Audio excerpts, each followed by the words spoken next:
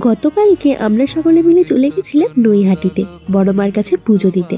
তো তারই কিছু ক্লিপ তোমাদের সাথে আজকে শেয়ার করছি। মেট্রো করে দমদম গিয়ে দমদম থেকে আমরা চলে গেলাম নৈহাটি জংশনে।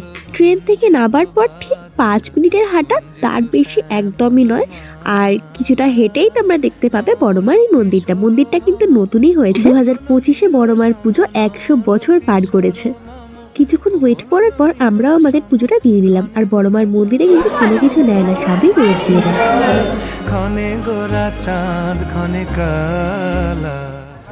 আমরা অনেক তাড়াতাড়ি পুজো দিয়ে বেরোতে পেরেছি, মাত্র 10 থেকে 15 মিনিটের মধ্যে। আর পাশেই যে কালারমার জায়গাটা আর তোমরা ট্রাই করতে ফাঁকা টাইমে আসা, মানে অফ ডের মধ্যে এলে খুব সুন্দর ফাঁকায় পরামর্শ দেখতেও পারো, পুজো দিতে পারো। তারপরে আমরা সকলে বাড়ি চলে এলাম। ভিডিওটা কেমন লাগলো জানিও, ভালো লাগলে লাইক করো, সাবস্ক্রাইব করে দিও। টাটা।